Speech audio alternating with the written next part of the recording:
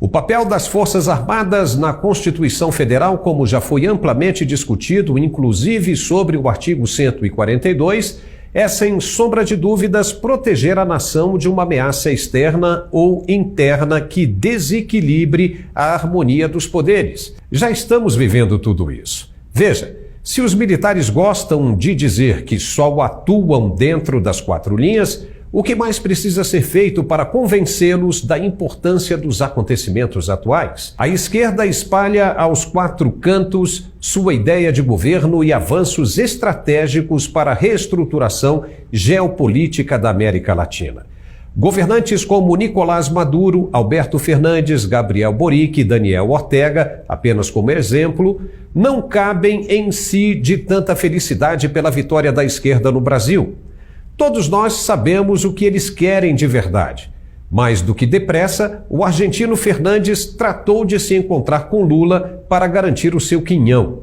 A presidenta de Honduras nem esconde o pires. Já disse abertamente que irá à posse pedir recursos financeiros para fazer barragens em seu país. Isso está claro. Mas o pior e mais preocupante é a intenção por trás dos governantes latino-americanos. Primeiro falam em criar uma moeda única que deverá chamar peso real para funcionar como uma espécie de âncora financeira e puxar os fracassos econômicos desses países inteiramente nas costas dos brasileiros. E segundo, palavras dos esquerdistas eleitos, a realização do sonho de uma América do Sul unificada. E o que representa isso? Baixam-se as fronteiras brasileiras e permite-se a entrada de todos esses países que passariam a desfrutar de uma mesma soberania, ou seja, uma invasão disfarçada de todo o território nacional, com o apoio e autorização das autoridades brasileiras que passariam a ter em sua mesa de diretores, tomando decisões, senhores como esses presidentes que mencionamos. Seria uma tomada do Brasil e sua soberania. Já imaginou o senhor Maduro dando palpites nas decisões militares brasileiras? Seria até engraçado se não fosse pelo fato de que isso realmente poderá acontecer. Se os militares estão mesmo para defender o Brasil, como dizem, então fica difícil de acreditar que eles permitirão a queda das fronteiras e deixarão o país virar um enorme continente socialista. Tem chance disso acontecer? Não acreditamos. Pois já existe muita gente grande no mundo que está em dependências futuras do Brasil, como do agronegócio, por exemplo, para permitir que uma manobra dessa magnitude avance e coloque todas as expectativas em risco. É muito interesse em jogo para deixar que o mapa do Brasil se modifique. Mas, caso insista na proposta, o primeiro passo da esquerda eleita, como já mostramos aqui, nas palavras de um cacique do partido, seria um enfraquecimento das Forças Armadas, como foi feito na Venezuela desde o tempo de Hugo Chávez. Se formaria uma única potência militar para controlar a fronteira do continente por inteiro. Dentro do país, qualquer um deles, teríamos apenas as guardas nacionais. Foi assim que aconteceu na extinta União Soviética.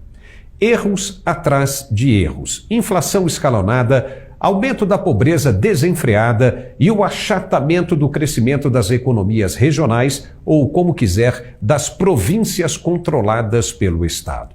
Se as Forças Armadas estão divididas, aqueles que ainda não aprenderam com as lições da geopolítica no leste europeu estão de olho no ganho pessoal, que amanhã se tornará em um pesadelo de perdas para filhos e netos, como é em Cuba, por exemplo. Lá, como na Venezuela, não há oposição ao governo. Aquele que reclama das ações dos governantes é caçado, preso e torturado. Infelizmente, essa é a realidade do futuro que espera pelos brasileiros. Como ser diferente? Como querem que pensemos diferente se nesses lugares o que acontece é um fato? E eles ainda contam com a simpatia e apoio dos brasileiros que estão voltando ao poder.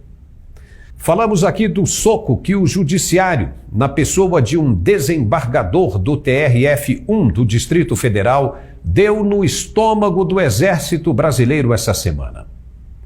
O magistrado proibiu a conclusão da compra de 98 blindados extraordinários que viriam da Itália. O pedido para o indeferimento partiu de um advogado ligado à esquerda que prestou serviços próximos ao governo da presidenta Dilma. Na justificativa, o desembargador alegou que o dinheiro poderia ser melhor usado na compra de vacinas ou construção de hospitais. Engraçado que na época da Copa do Mundo no Brasil, o ex-presidente Lula dizia que isso era um retrocesso e construiu estádios monumentais com dinheiro do BNDES e obras superfaturadas ao extremo, de acordo com investigações da Polícia Federal. Nessa época ninguém falou nada. E aconteceu depois de novo, com a Olimpíada no Rio de Janeiro. Enquanto as obras corriam frouxas, muita gente morria no sistema de saúde por falta de dinheiro para a compra de remédios ou consertos de equipamentos médicos. Mas o que o desembargador talvez não tenha observado é que o dinheiro que seria usado para a compra dos blindados já tinha sido assegurado na elaboração do orçamento no final do ano passado. Ninguém pode tirar cerca de 5 bilhões de reais dos cofres públicos se já não estiver sido provisionado. São as chamadas rubricas. Não se pode usar uma rubrica para custear ações de outra rubrica. Quando isso acontece, é pedalada fiscal e passível de punição e reprovação de contas pelo TCU. Foi o que resultou no impeachment da presidenta Dilma. Ela retirou de um lado e tentou cobrir usando rubricas de outro lado. Deu ruim e ela caiu. Portanto, o dinheiro da compra dos blindados não poderia ser usado para adquirir vacinas e nem construir hospitais. Seria crime, uma pedalada. O que aconteceu, na verdade, foi um reflexo das ações da Suprema Corte. Qualquer magistrado de tribunais menores, hoje em dia, pode se ver no direito de interferir no executivo, exatamente como fazem os maiores. Mas os militares já recorreram. Na noite de terça-feira, o TSE proclamou os eleitos como presidente e vice-presidente, depois de aprovar as contas de campanha apresentadas. A diplomação agora é o segundo passo marcado para o dia 12, segunda-feira. Há quem diga que muita água ainda vai correr por baixo dessa ponte, principalmente por causa da Portaria 5.807, de 28 de novembro de 2022, que trata da mobilização das tropas militares pelo território nacional, principalmente no que tange às fronteiras. É um documento bastante longo e muito detalhado que traz em seu capítulo 4 da mobilização militar, no parágrafo 4.12, o seguinte: em caso de escalada da crise em direção a um conflito armado decorrente de agressão estrangeira, será empreendido pelo Estado um conjunto de atividades no que se refere à expressão militar, com a ativação da respectiva estrutura militar de defesa. Dependendo do vulto da ameaça a ser contraposta, a mobilização militar precisará valer-se da mobilização nacional para a complementação da logística, buscando nas demais expressões do poder nacional os recursos logísticos levantados previamente nos diversos níveis de planejamento de operações militares, a fim de permitir o cumprimento dos objetivos planejados. Veja que isso é uma preparação para o que as forças admitem ser uma possível invasão por parte de países fronteiriços. E por quê? Por que eles poderiam invadir o Brasil? E por que as Forças Armadas estão tão preocupadas ao ponto de emitirem uma portaria?